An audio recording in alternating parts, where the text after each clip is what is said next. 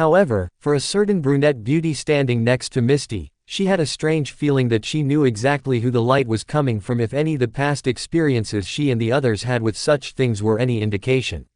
She could only place her hand to her chest and look out the window at the light with a feeling of worry as she whispered silently, "Ash." Back in the cavernous room below Pokémon Tower where all of the light was coming from, Ash simply continued to stand where he was with his hand outstretched. His face was totally impassive as the light continued to pour from him. Fuji knelt where he was on the ground with his arm over his face as he tried to shield his eyes from the almost overwhelming brightness surrounding them.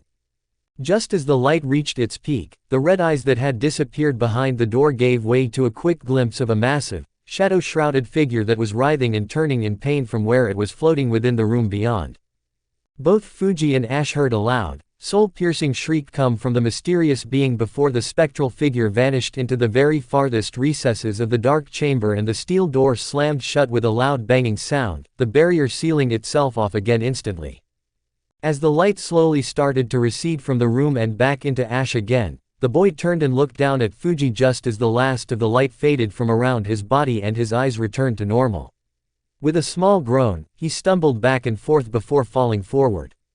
The old man was quick to reach up and balance Ash before he could hit the ground and just stood there, holding the now unconscious boy upright in his arms while his face remained in the same stunned expression he had it in during the entire extremely strange event that had just transpired. He looked across the chamber then at the door which the sinister being was held behind and saw that it was once again sealed shut with no trace of any shadows of darkness coming out of it anymore. He turned his head after that and then stared ahead at the tunnel leading back to the surface and saw that his seal paper was now glowing brightly again from where it was laying a few feet away on the ground, unimpeded by the darkness that had nearly snuffed it out. Fuji hoisted Ash's arm over his shoulder and walked them over to the smallish piece of paper before reaching down and picking it up. He held it firmly in his free hand, straight out in front of them like before, since even though the danger of the darkness and the being that had caused it had now disappeared, he didn't want to take any chances. He looked back at the door on the other side of the room one last time to make sure there were no chances of it opening back up again and then looked down at Ash. In his mind the only thing Fuji could think of was, if that thing that nearly did us both in a second ago really is the same one who haunted Lavender Town many years before and caused so much pain and anguish for so many people, I don't know how this young man could have had such a debilitating effect on it. Whatever that strange light was that he was giving off, that monster certainly didn't appear to like it in any way, shape or form. I can't know for certain, but maybe, just maybe, it has been done in for the time. Or at least won't try anything else like this again anytime soon. I certainly never imagined it surviving if it really is the same creature that Agatha and I dealt with so long ago, but if it is, then we will have to remain extra vigilant from here on out so history does not repeat itself once more. Pushing those thoughts aside for later though, Fuji hoisted Ash up a little more and then started walking them down out of the chamber and into the catacomb tunnels that crisscrossed all underneath of Pokémon Tower. As he made his way through the tunnel he was currently in, Fuji kept his glowing seal tag in front of him to ward off any of the 3 ghost Pokémon that had tried to stop him from helping Ash earlier. It was unlikely that they would try anything so soon after the extreme light show Ash had just displayed, but he knew it was better safe than sorry. Eventually, they made it back to the surface and entered the ground-level memorial room where the exit was located. Fuji wasted no time in hurrying towards the outside door, even as he felt the eyes of the 3 ghost Pokémon on his back.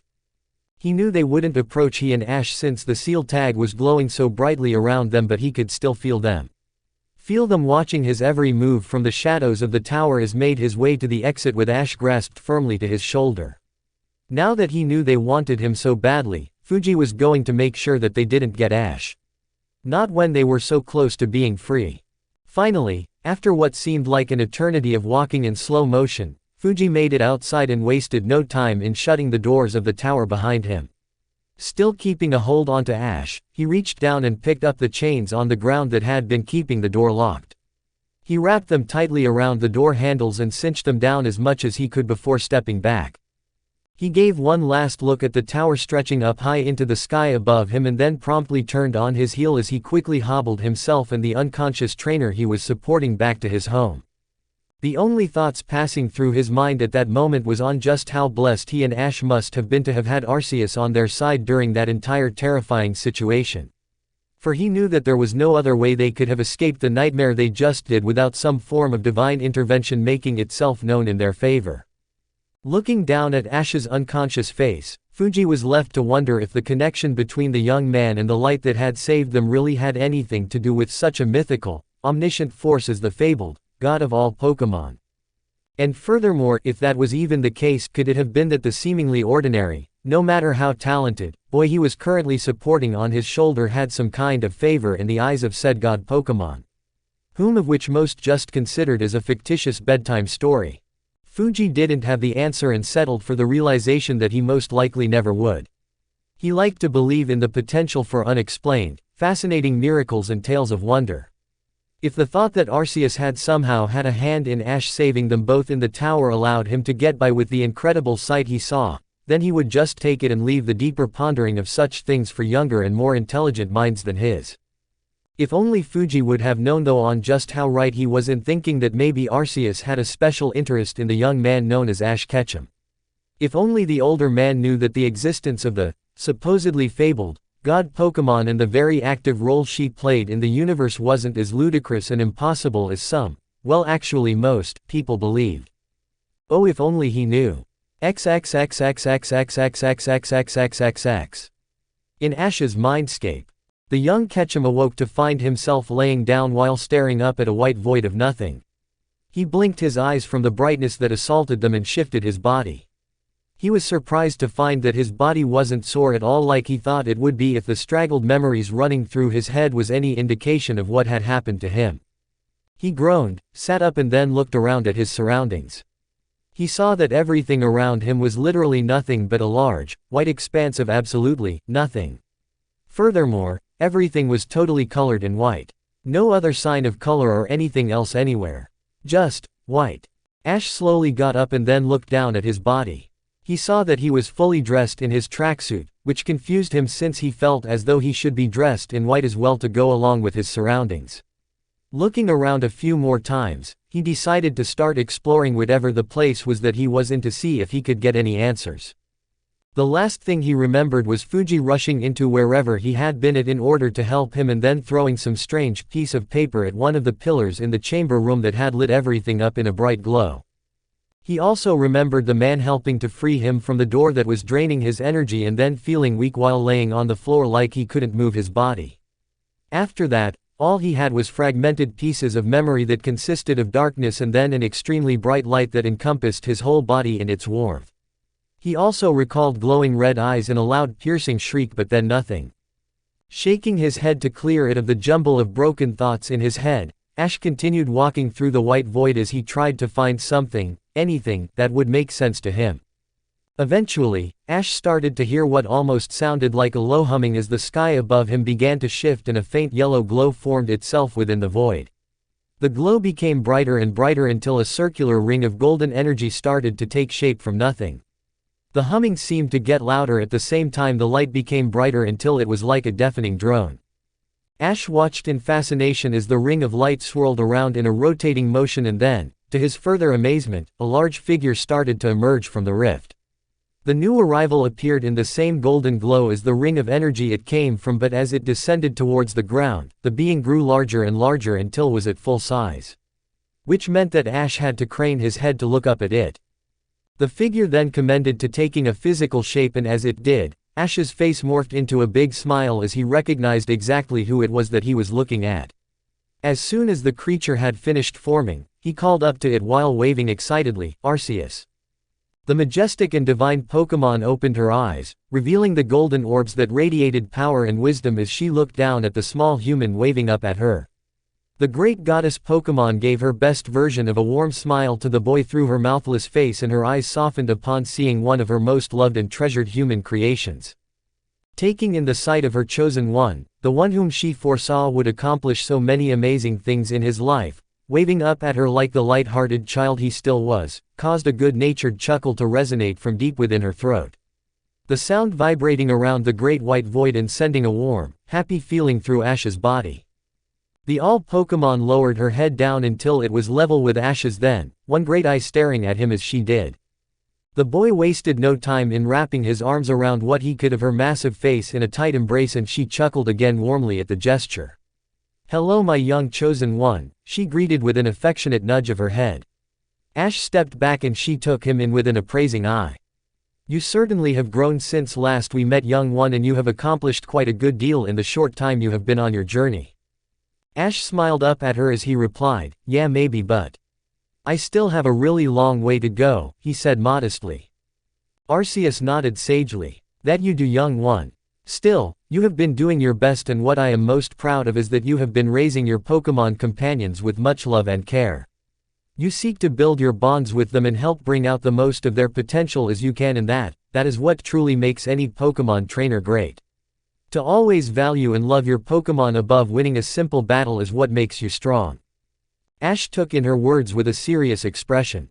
"I'm nothing without my Pokémon, Arceus, and I know that full and well. It's them that wins our battles, not the other way around." Arceus looked at him with pride in her eyes as she nodded yet again. "Always keep that mindset, Ash, and never forget it. If you don't, I guarantee that you and your partners will go a very long way in this world and carve your names into the rock of history for all time. Now, I am sure you are wondering why you are here, am I correct?" Ash crossed his arms and looked around. "Well, honestly, I figured that you just brought me to another dimension like you did last time, but I am curious as to why you did so." Arceus tilted her head to him slightly in acknowledgement. "While you are partly right, I did not bring you to another dimension. At least not fully. This is actually your mindscape, a place within the very farthest recesses of your subconscious that takes physical form into an astral plane of sorts that embodies all that the individual most needs to deal with or contemplate on. Most humans can never reach such a state of total subconsciousness unless they fall into a deep coma. Or if they possess a strong affinity to the psychic energies that makes them into what you humans call psychics, or telekinetics." Ash looked confused. "Wait, then how am I here, and why does my mindscape seem so empty?" The goddess Pokémon looked around the blank plane of Ash's mindscape before answering.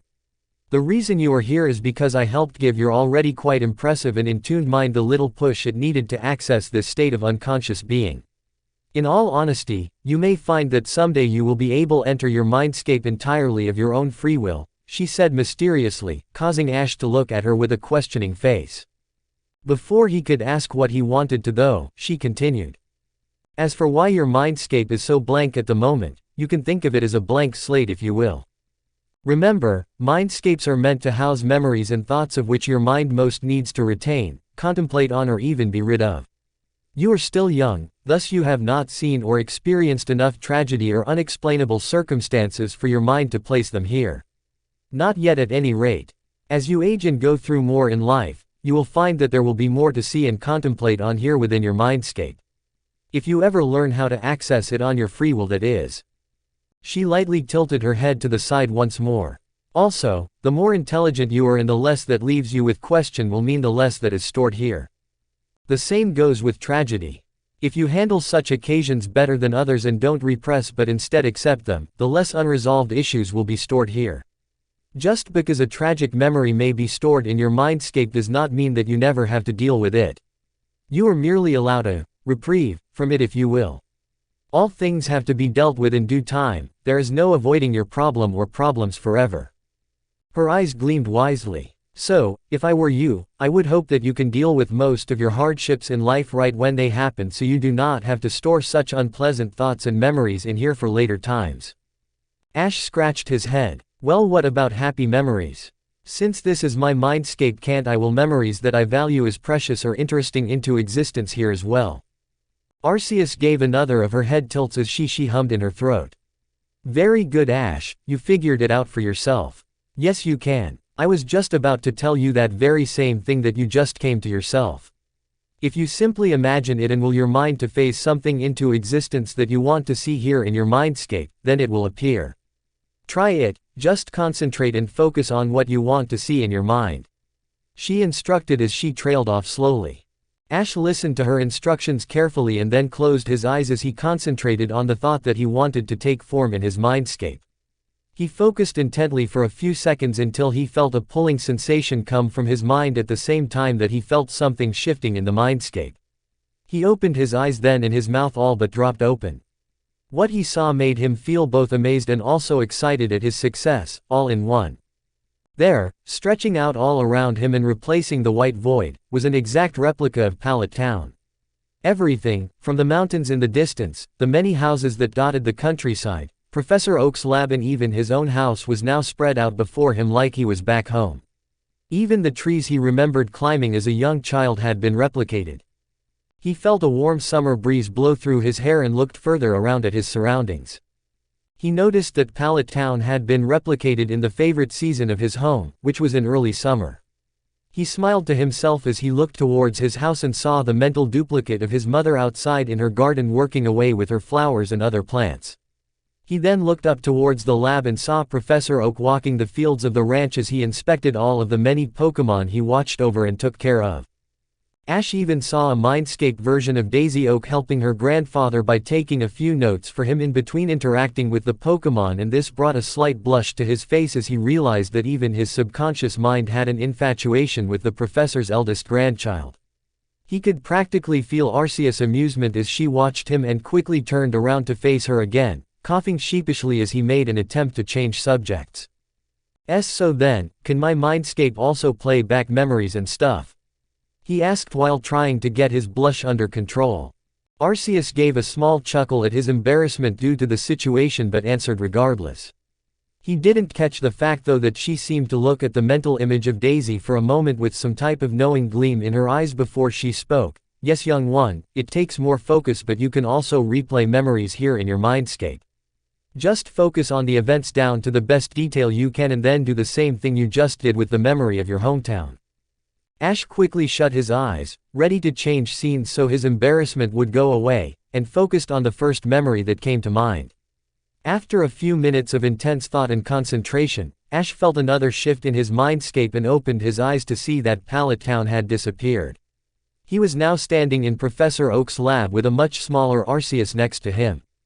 He looked in front of him then and saw the day he received Pikachu from Professor Oak playing out like it was really happening all over again. Ash watched in fascination as his memory played like a movie before his very eyes while Arceus gave an approving hum. Very good, Ash. It is not easy to recreate memories within a mindscape, but you have done well for your first time. She watched silently then as Memory Ash unwittingly activated the star mark on his right palm and used it to speak to Pikachu's heart in order to help get rid of his anger and hard feelings at Professor Oak, the circumstances of his capture and the electric type's general dislike of humans. After she witnessed Ash successfully calm Pikachu through the use of the mark, she turned to the real Ash and spoke to him. Let's see you do another memory, Ash. Try something more difficult now. Ash nodded and closed his eyes again as he focused on another memory. This time he recalled the night he and his friends first saw Dragonite at Bill's lighthouse. After a few more minutes of fierce concentration, he heard the sounds of Dragonite's cooing once the now usual shifting he was starting to associate with the changing of the mindscape finally passed. He opened his eyes then and saw an exact recreation of his meeting with the massive Pokémon unfolding in near-perfect detail. Only a few objects in the far-off distance of the memory being somewhat blurry due to his current lack of mastery over his mindscape. As he watched the memory run its course up to the moment Team Rocket attacked, his eyes widened upon seeing himself transform under the influence of the dark blue energy that would consume him whenever he became too angry. While Memory Ash prepared to end the 3 idiotic rockets' lives with the energy sphere he had built up in his hands, only being stopped from doing so by Giselle, the real Ash couldn't believe how vicious and feral he was when the uncontrolled dark energy would consume him. The memory continued to play out until it got to the part where Ash was yet again using his star mark to communicate with Dragonite, whom had felt both angry and hurt at being attacked by Team Rocket. The whole time during the memory, Ash noticed that Arceus remained totally silent as she stood beside him in her shrunken form. He expected her to say something to him when they watched his memory self become consumed by the dark energy, but to his surprise, she didn't. Ash wondered why she remained silent but just figured that she wasn't ready to explain why such things happened to him yet. It made him feel slightly irritated that she didn't explain something so important and potentially dangerous to him, but on the other hand, He felt strangely at ease with the out-of-control moments he went through now, since they apparently weren't so threatening to him or his friends that Arceus felt he didn't need to be informed on the cause for the incidents just yet. He pondered briefly if maybe she didn't even know the cause for why the berserk transformations he went through happened, but at the same moment he scoffed to himself. She was the goddess of all Pokémon, for crying out loud. Of course she knew. Hell, he would bet anything that she was tied to them in the first place, so he felt confident that she would tell him in due time when she felt he was ready. He just had to have faith. However, right after his memory self-calmed Dragonite with the use of the strange mark on his palm, Arceus suddenly spoke to him. "It is time you were told something important, young one. End this memory and I will explain." Ash looked over at her but didn't argue. Instead he just focused again with his eyes closed and ended the memory. He felt his mindscape shift again and opened his eyes to see that the mental recreation of Pallet Town was in place once again. He also saw that he was now standing on one of the tall hills overlooking his hometown, with Arceus in her full size standing in front of him. From where he was standing on the hill peak, he was now level with her face, leading him to believe that she must not have really been at full size like he originally thought, since even the tallest of hills in Pallet couldn't come close to equaling her true size. He stood in front of her with a curious look in his eyes, and Arceus could tell he was waiting, so she began speaking. "Ash, the time has come for you to learn the truth of the mark on your hand," she stated with complete seriousness in her powerful voice. Ash's eyes widened and he looked at his right hand where the mark would appear whenever he was channeling its strange abilities. He then glanced back up at Arceus and clenched his fist. "What is it?" The Pokémon of creation remained silent for a few moments before finally speaking again. "It is a symbol known as the star mark and is tied to an ability known to only a select few in this world. The star mark gives you the ability to access and channel emotional energy within both yourself and Pokémon in order to establish an emotional connection between each other of sorts, using your hearts as the mediums. This was an ability that I bestowed upon a group of ancient people long ago that worshipped me and had a very strong connection to Pokémon. The land they lived in was very harsh for the most part and required the assistance of the Pokémon that lived nearby to help cultivate and enrich the surrounding area they called home. However, the Pokémon were mistrusting of people and didn't want to help them. The tribe of humans had nothing but the best of intentions and goodwill towards the land and Pokémon and simply wanted to make them see this. The tribal chief at the time came to my altar and prayed that I would help them and the Pokémon understand one another. I obliged, seeing as the people's hearts were pure, and gifted them with the star mark so they could open their hearts to the Pokémon and help them understand exactly what they were feeling. It worked, and eventually, the Pokémon came to help the people nourish and farm the land so both they and the humans would prosper. Over the years, the tribe grew and people began to branch out and go off into the world on their own. Generations passed and eventually there were born certain families that possessed the star mark as a form of family bloodline.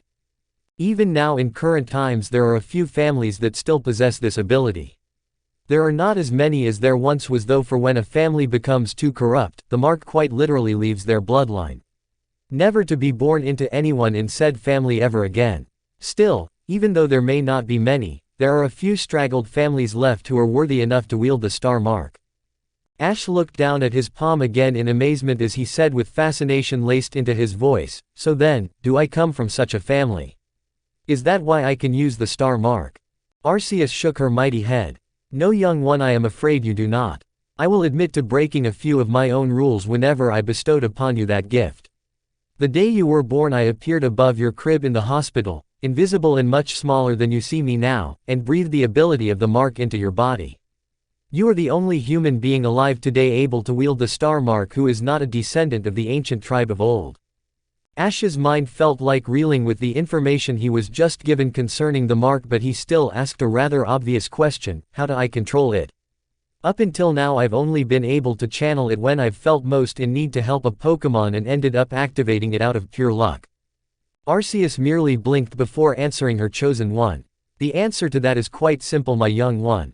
As I said before, the star mark is tied to strong emotions and was meant for the purpose of connecting your heart to that of a Pokémon who is in emotional turmoil so you may help them. All that is required for you to activate that mark is by focusing on your desire to connect your heart to that of the distressed Pokémon and to feel its emotions so you may help it. Once you do that, the mark on your hand will appear as you have already seen it before, and the energy from within your heart will reach out and tie itself to that of the Pokémon of choice.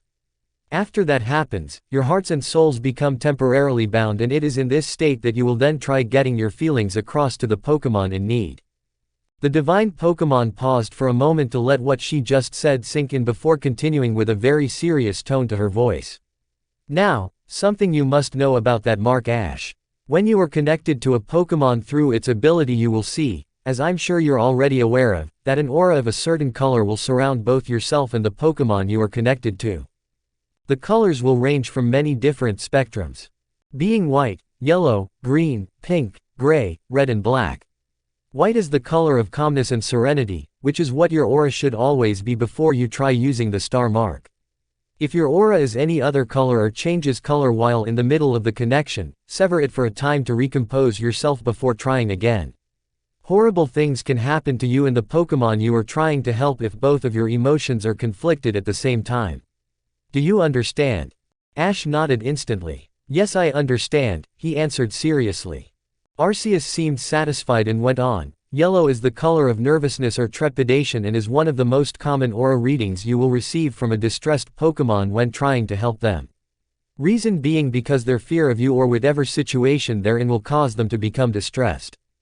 Green is a color which represents a feeling of unsureness or indecisiveness and can sometimes be the midway point between getting a Pokémon's emotional aura from red to white, which is where all Pokémon should be since white shows a perfect harmonious balance. Pink is a feeling of love and will usually only be seen by a Pokémon who is in love with a mate or holds emotions of deep affection for their trainer or human companion.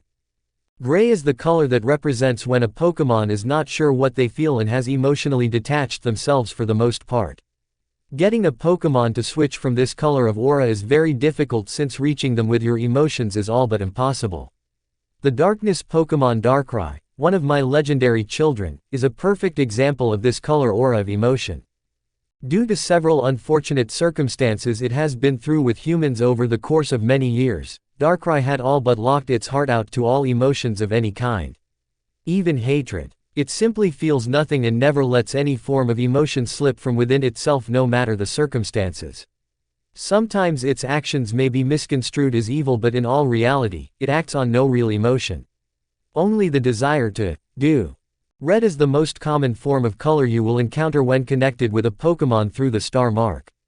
The reason for this is because anger represents this emotion, and as you can imagine, there can be many reasons why a Pokémon would become angry with a human or fellow Pokémon. Which then calls for you to use the star mark in an attempt to calm them down. I know from your memories, Ash, that you have encountered this very emotion before while using the mark, am I correct? Ash nodded but remained silent. Arceus explained on with a heavy sigh then, the last of these colored auras symbolizing emotions would be black, and it is the most sinister, oppressive and malicious aura you will ever feel. For a Pokémon to have this color to their aura, their emotions must go far beyond that of anger or even fury. The color black is what happens when a Pokémon has been through something so tragic and severe that their fear and anger has morphed into that of pure and utter hatred. Evil thoughts and intentions come with this color of emotion, and it is by far the hardest and most dangerous aura to try and tame. For if you are not careful, then their black aura will taint and corrupt your own until it destroys you. She lowered her face until one huge eye was looking into Ash's smaller two. I must warn you, Ash, that sometimes a Pokémon's anger or hatred is too great to calm in one connection. Sometimes you will be forcefully expelled out, and when this happens you will have to decide rather to go back and try again or end the attempt at helping them in order to save yourself. She raised back up and looked down at him again. Each of these emotions all feel a certain way, and I cannot describe them to you. Only by feeling them for yourself will you be able to get the understanding for each emotional aura. Pray that black never finds your star mark, my chosen. Ash looked at his palm that held the concealed star mark and let everything Arceus just told him swirl through his head for several moments. Eventually he clenched his hand into a fist again and looked up at the goddess Pokémon with a serious, determined expression on his face. Arceus, I promise you that I will not let this gift go to waste and vow to make sure I use this mark for nothing but the good of all Pokémon I meet that need my help. No matter what their color aura. I swear that I will help them. Arceus hummed softly down at the small human. I know you will, young one, that I have no doubts about it. Ash smiled at her, but then a thoughtful expression flashed across his visage. Arceus, not that I'm not happy that you are telling me all this about my star mark, because I am, but why are you explaining only now? Couldn't you have just told me all this at any point after the few times I used it? Arceus sighed and remained quiet for a few moments until she finally answered him. The truth is, young one, the time when you had to know all about the star mark and what it could do wasn't upon you yet. Yes, you have used it before now for admirable, kind-hearted purposes, but there was never a situation presenting itself to you at those times in which required of you needing to know all that I've just told you. She finished with a slight trail off to her words. Ash, being the intelligent young man he was, put two and two together. And the time and situation you just mentioned, it's upon me, isn't it? That's why you're telling me all of this now, right? His eyes narrowed slightly. Is this connected to what's been happening to me ever since my friends and I arrived in Lavender Town? Arceus gave an incline of her head in acknowledgement of his words. You are a most perceptive child, young one. Yes, that is exactly why I have called you here and explained to you the nature of your star mark, she conceded with an air of tension in her voice. Ash felt a slightly nervous feeling settle in his stomach but pushed it away as he bravely asked, and what is supposed to happen to me here that is so important that you needed to summon me? The great Pokémon stayed silent for a few minutes before she finally broke the silence.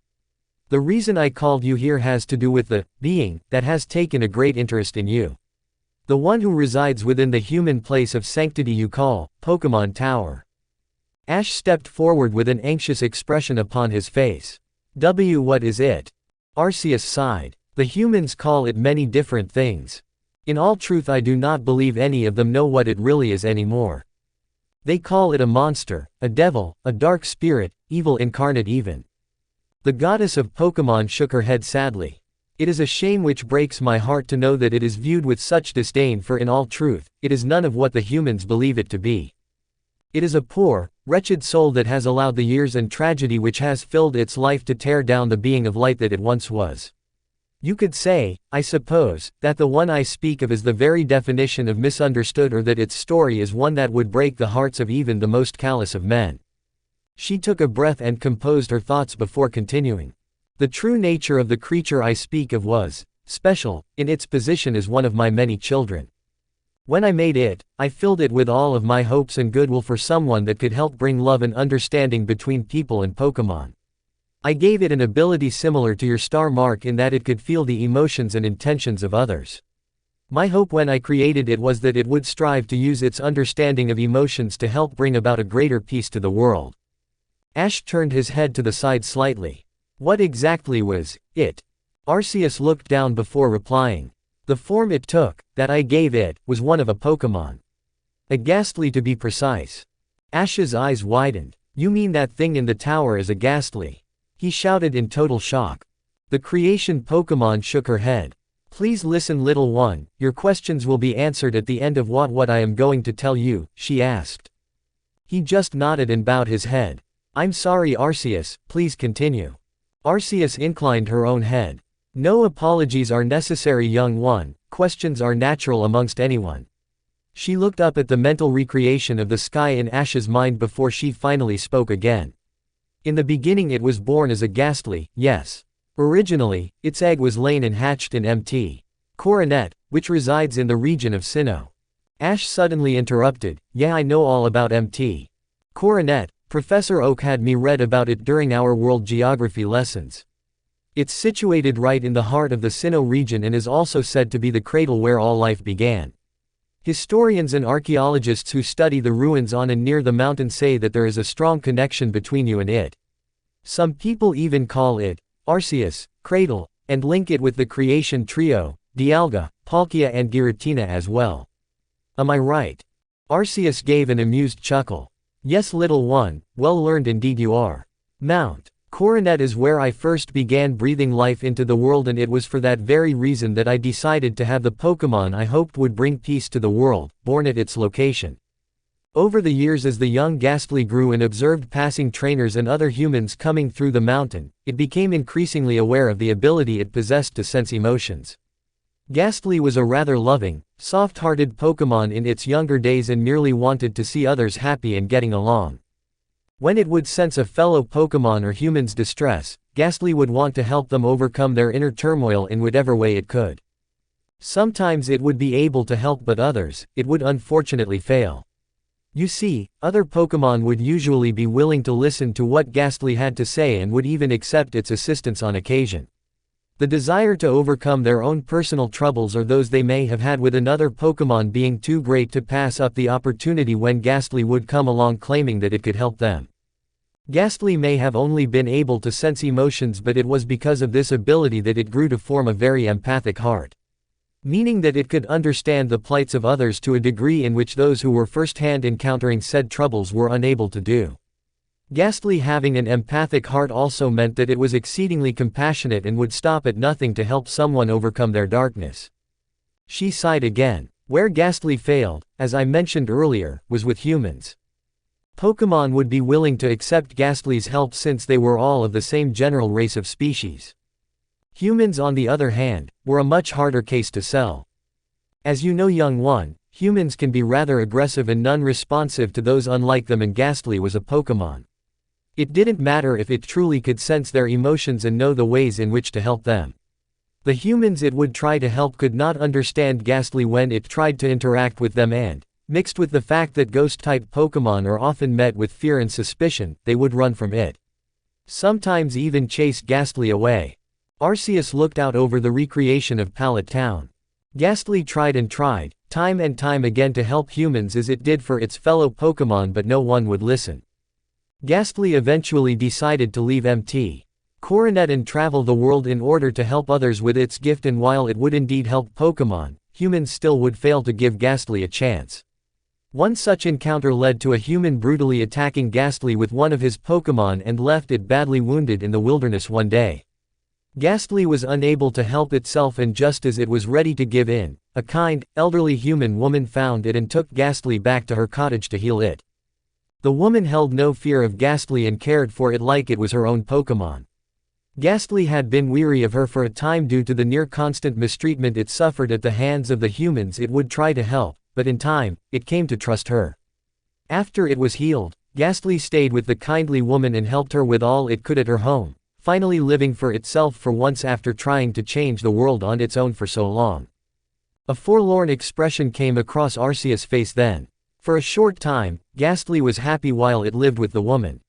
I met with it in one of Ghastly's dreams shortly after it made the decision that it wanted to stay with her, and in this dream, I told Ghastly of its origins and that I was the one who gave it the ability to sense others' emotions. Yet again a sigh escaped her mouthless face. I realized that my hopes for Ghastly to bring peace to the world through the ability I granted it was a fool's dream. I was merely trying to create a temporary replacement because I had grown tired of waiting on the right time to create the one in which I knew, who had been prophesied, would bring about true peace to the world. She looked down at Ash again. Which was you my chosen? It was not yet my given time to bring you into existence, and I was tired of seeing the world fight amongst itself. I knew your birth was still less than a century away, and I made the choice to take an easier way out by creating Ghastly in order to bring peace through understanding of others' emotions. It was not until I witnessed Ghastly get savagely beaten by the trainer and his Pokémon that left it in the woods for the old woman to find did I realize the fatal flaw in my plan. No Pokémon, no matter how pure or kind-hearted, would be able to lead the world to peace. Many humans feel superior to Pokémon in their role of who leads what in this world, sad to say, and because of this, a Pokémon will never be able to change the world on their own. Humans need to see one of their own, or at least whom they think is one of their own, leading the effort to change the world for a better tomorrow. Only then will they understand and try themselves. Not by following the actions of a unique and kind-hearted Pokémon that merely wants to help heal the pain it can sense within others. She shook her head sadly. And it only took Ghastly nearly losing its life to make me realize that. Even after I witnessed its mistreatment at the hands of all the other humans before that it tried to help, it took something so severe to make me see how foolish I was. It was after my realization of all of this did I come to accept that I had to just wait for the time when the world was finally ready for your birth. I told Ghastly in its dream about you and that I was sorry for putting such a burden onto its shoulders for so long that was supposed to be meant only for you. A burden that only you would be able to carry. I didn't expect forgiveness, but I told it that as a small act of repentance for how unfair I had been. I wanted Ghastly to stay with the elderly woman it grew to care so much for and live out its days in peace and happiness. Arceus' eyes softened. Even after all it experienced at the hands of my own stupidity and impatience, Ghastly was simply overjoyed that I would allow it to stay with the old woman and forgave me. After that night, Ghastly's life was finally looking up for the first time in its life. A look that was a cross between sorrow and fury flashed across her face the next moment as her voice hardened. But humans' fear and suspicion of what they do not understand is a powerful thing, and it showed itself to be never more true shortly thereafter. She took a moment to calm herself before speaking again. The trainer that had harmed Ghastly was traveling through the forest near the old woman's cottage one day and saw she and Ghastly working together out in her flower bed. Ghastly was using its abilities to help their work along by moving large rocks and other heavy objects around the yard, and when the woman nearly tripped and fell, Ghastly caught her using its power. The man only saw Ghastly actions as an evil Pokémon trying to control, manipulate and harm the old woman, and rushed out to attack it.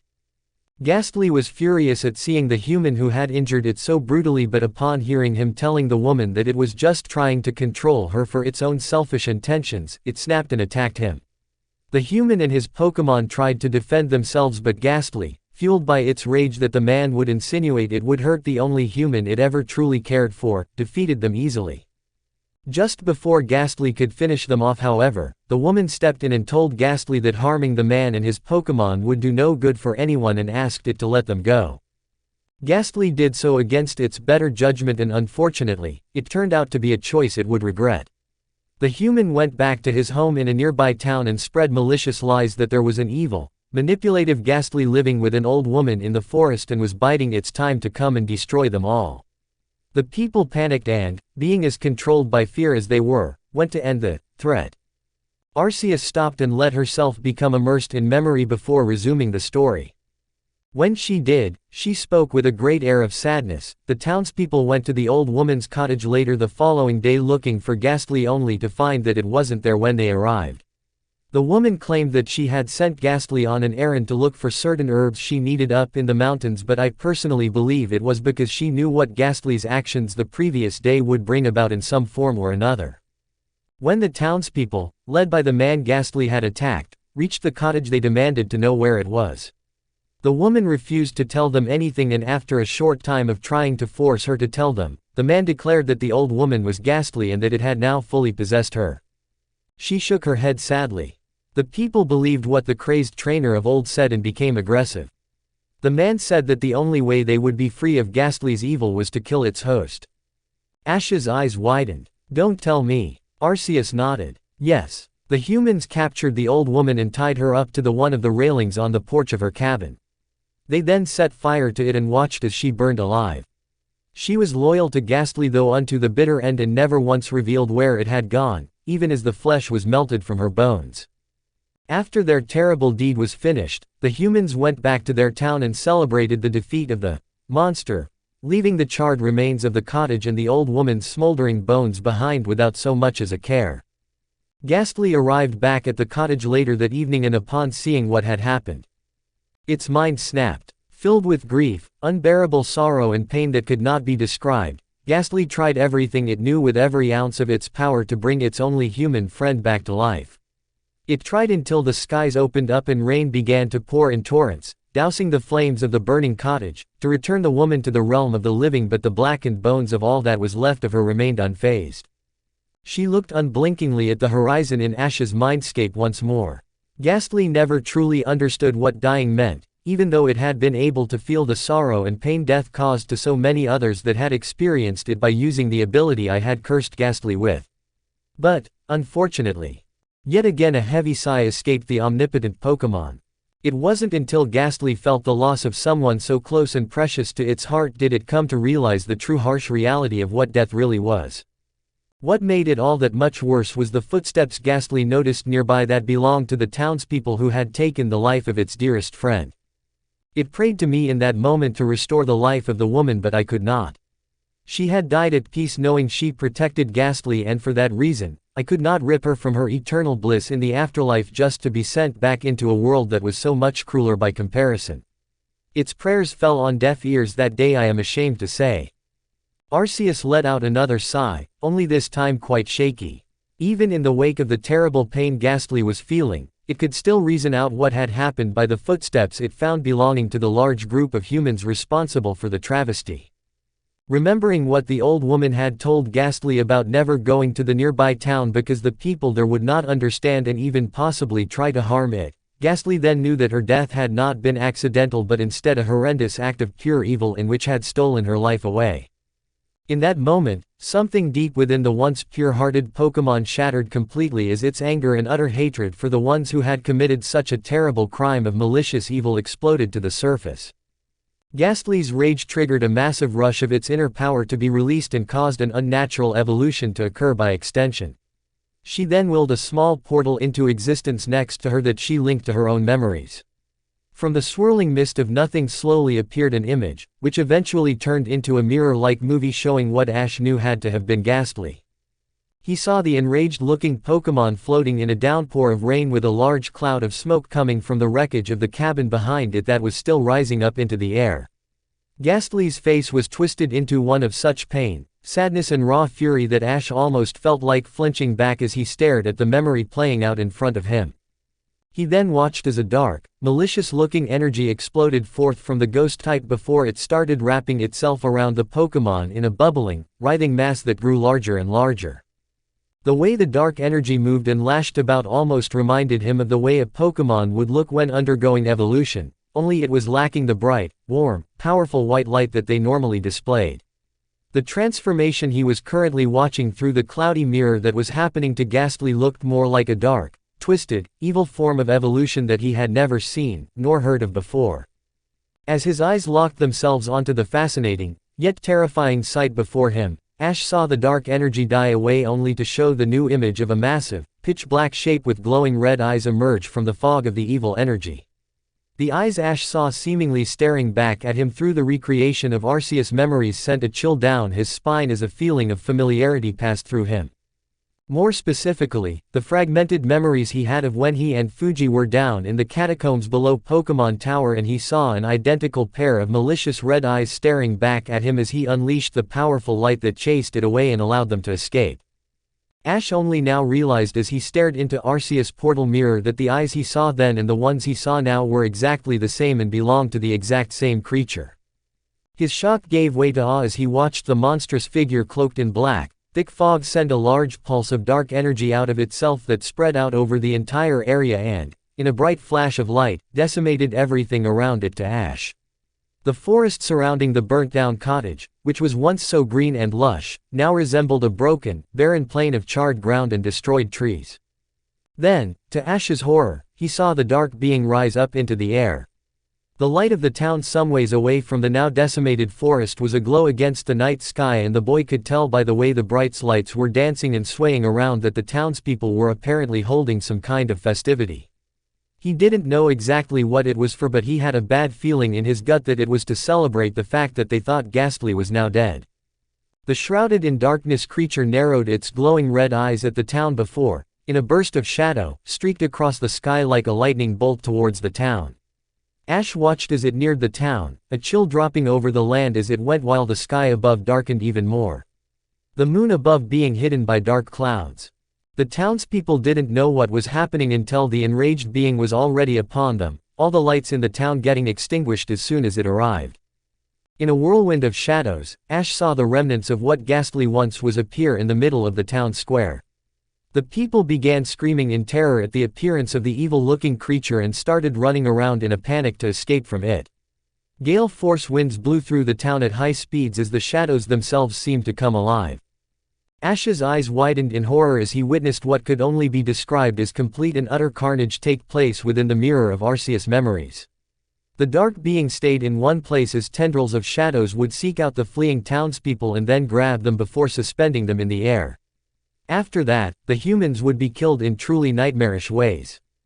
Some would get smashed into buildings, roads and other large objects in the town until they were literally busted to pieces or turned to paste where they impacted with whatever they hit. Others were simply squeezed to death by the tendrils of dark energy holding them up or violated through every possible orifice of their bodies until their insides were either scrambled or ripped out completely.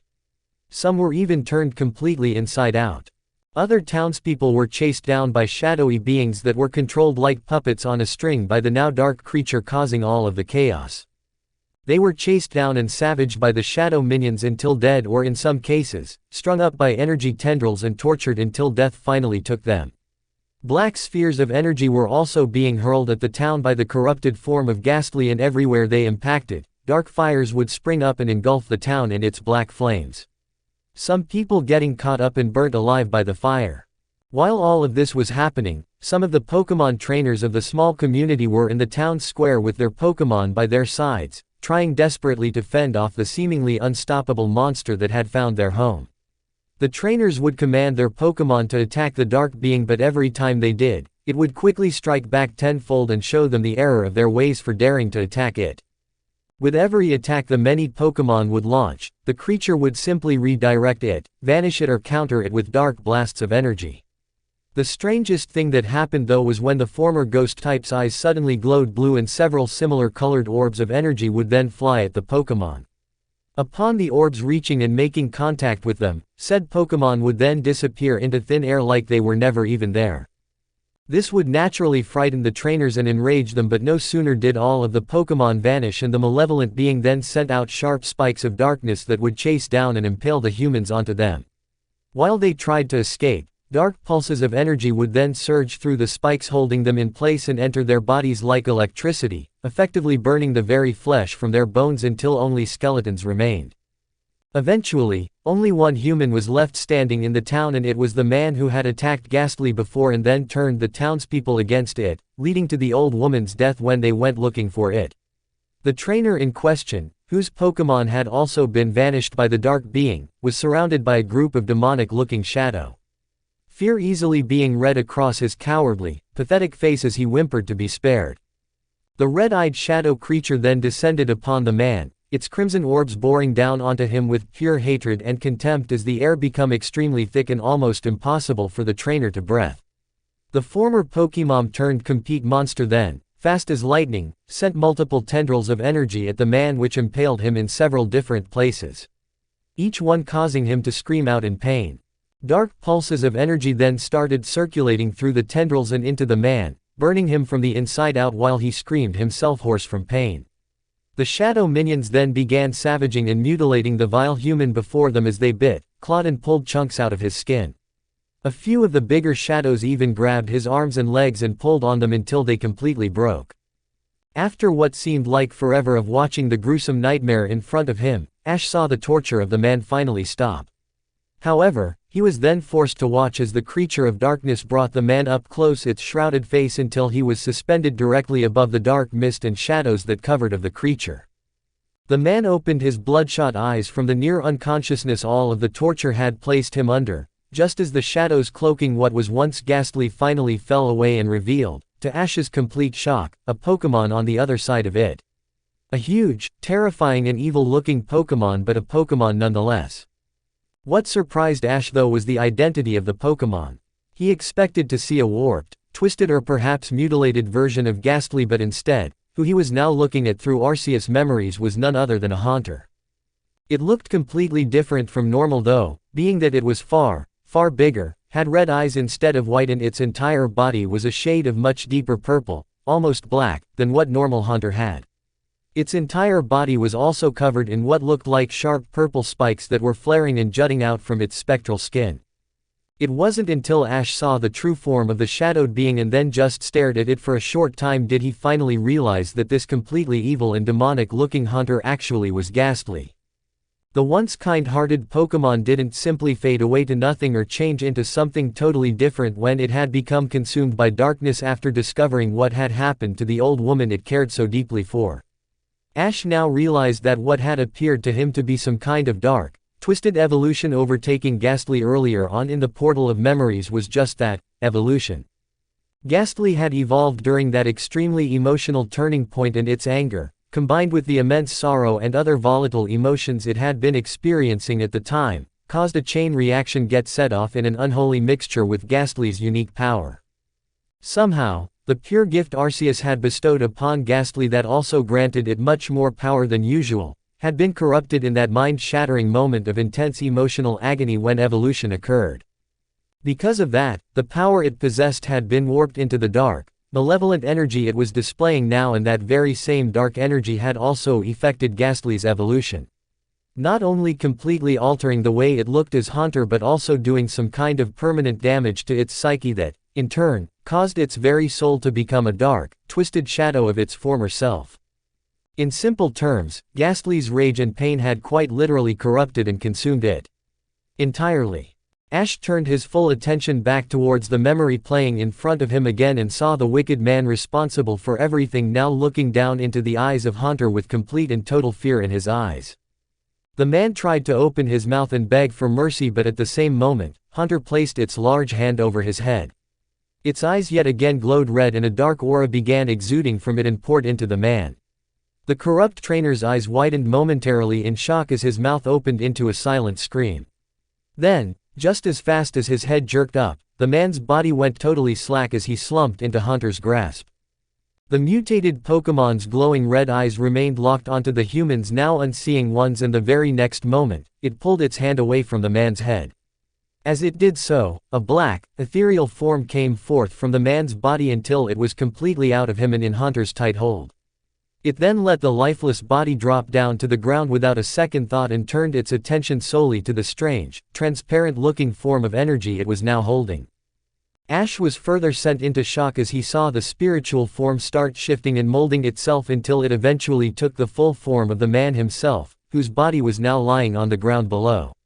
The male figure looked surprised at first as he looked around, but as he then looked down and saw the body on the ground, his body, a look of pure terror came over its face. He tried to scream but had no voice, and that very moment was when Ash knew what had happened. Somehow, in some way he didn't even want to think about, Haunter had just pulled the man's very soul from his body, and the dark, humanoid-looking form held within its hand was just that, the bastard trainer trapped within the confines of his own soul looking down at his former human body. The soul turned his petrified gaze onto Haunter, but before he could even blink his now non-existent eyes, the monstrous ghost type let a sadistic, manic grin come across its face as its mouth opened widely. Ash felt like getting sick as he watched Haunter stuff the soul into its gaping maw and close it like a trapdoor afterwards. Haunter's eyes then blazed with pure power as a massive burst of energy came from within it and spread out over the town. The waves of dark energy bathed every body littering the ruined street in its dark glow, and as it did, souls upon souls started to lift up from the lifeless forms they once occupied and into the air.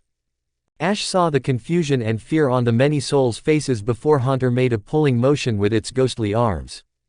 Like a vacuum, the dozens of souls started speeding towards Haunter, and with its mouth wide open yet again, the dark Pokémon let the souls pour into its mouth like water into the mouth of a parched desert wanderer.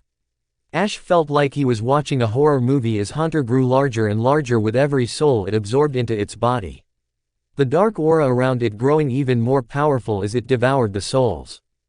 After the very last soul had been swallowed up by Haunter, the now radiating with power ghost Pokémon raised its body high up into the air.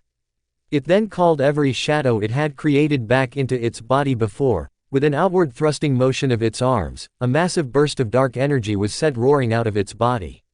The power took on the form of a giant dome that expanded and expanded until the entire town was completely engulfed by it. Ash had to cover his eyes from the brightness of the immense blast caused by the unimaginable power surge, and after it had passed, he looked around and saw that where the town once was, a huge crater was now the only thing left. The area looking like a meteor had dropped from the sky and destroyed everything around it. He then looked to the center of the crater and saw Haunter levitating within it, now somewhat smaller but still much bigger than average ghost types of its same species would be. The Pokémon looked around at the desolate crater it had just created and seemed satisfied with its work if the sadistic grin that came across its face was anything to go by. After assuring there were no survivors left, Haunter took the image of a shadow cloaked in darkness yet again, with red eyes being the only you could see inside of it. The powerful specter then ascended up into the sky and took off flying towards the nearby mountains. The memory stopped and the cloudy portal slowly disappeared while Ash was left staring at the spot where it just was with a blank expression on his face. His mind was reeling with dozens of thoughts, but the main question he had, that he actually voiced just seconds later, appeared to be the one thing he was most interested in at the moment. He finally looked up at Arceus with a heavy expression on his face then as he asked almost distantly, "What happened after that?" Arceus shook her head sadly and sighed in an equally as morose tone. "After it destroyed the town you saw, Hunter began traveling the world as it hunted down those that it deemed to have black souls, and would then do the same thing to them that it did to the townspeople who took its only friend from it. Unfortunately, Hunter's already fragile mind, warped by pain and hatred, corrupted what good intentions it had left. After a time, Hunter stopped attacking only the humans who truly deserved it and had cruel intentions for others and instead, began terrorizing the good humans as well. Its hatred for the human race evolved to the point of no longer caring who it hurt, and thus, good or bad, all humans who crossed Hunter's path would meet the same, horrible end." She trailed off and stayed silent for a short time before continuing. "Hunter's path of destruction eventually led it to Lavender Town, where yourself and your friends are now currently." Ash suddenly waved his hands in the air to stop her. "Hey, wait. Why would Hunter come here to Lavender Town anyway?" "It was drawn here," Arceus replied simply. Seeing his confusion, she explained. "Hunter is attracted to places that are consumed by negative emotions, evil actions, horrible memories or cruel crimes. The ability that I granted it, which has become twisted and warped by its hatred as well, allows Hunter to pick up on any locations that are the darkest and most depressing it can possibly find. The more miserable the place Hunter is at, the more powerful and happy it is. Right around the time that the catastrophe at Pokémon Tower happened, the entire town was all but drowning in its own despair and sadness. For Hunter, it was like honey to a comb and it descended upon the town like a plague." She exhaled sadly once more, a seemingly reoccurring trend for the goddess. Hunter made its home in the abandoned tower, which alone had more blood and tormented memories to its history than almost any other human-made structure of the modern day. The horrible incident that took place in the tower, combined with the many years it served as a memorial for deceased Pokémon beforehand, made it the ideal residence for Hunter to take up. Being in the center of a place that had borne so much pain and sadness, Hunter's power increased to incredible levels and it used that power to torment the town surrounding the tower. For years after Hunter's arrival and subsequent first attacks, the people began leaving the area around Pokémon Tower and started moving deeper into the town to escape the chaos they were experiencing at Hunter's hands. Only the brave actions of a lone man, who found a way of exploiting Hunter's greatest weakness to pure light, managed to end the nightmare for the town by sealing it away in the lowest recesses of the tower, where it has remained these many years. Forgotten to all but a few, but most definitely not gone. Hunter still lurks beneath the tower within its prison, its hatred ever growing as it tries to find some way to free itself. Ash looked up at her steadily. "And that thing that has been trying to control my mind ever since I showed up in Lavender Town. The thing that tried to use me to get itself free, that Mr. Fuji helped get me to get away from, that was Hunter, wasn't it?" He looked down. "Those red eyes I saw when Ghastly first evolved into Hunter in your memories." He looked back up at her again. "Those were the same eyes I remembered looking at me when I was below Pokémon Tower in that hypnotic trance I was in." Arceus nodded sadly and replied, "Yes, my chosen one. Hunter and the creature you encountered the night before are one and the same. It has taken a greater interest in you more than any other human being it ever has before, and it is because it knows who you are." Ash seemed confused. "What do you mean? Hunter knows you are my chosen one because I told it about you when it was still just a Ghastly, which was in the dream you saw from my memories. Your very essence, my young one, is interwoven with my own. Your aura is shared with mine because you are my chosen one, my human avatar. When you entered into the town, when you were just miles outside of it, Hunter could sense your strong energy. Since it so closely resembles my own and Hunter hates me for thinking I allowed its human friend to be taken from it, it hates anything to do with me. You are my chosen, and because looking at your inner aura is like looking at my own, just on a much smaller scale, Hunter knew exactly who you were.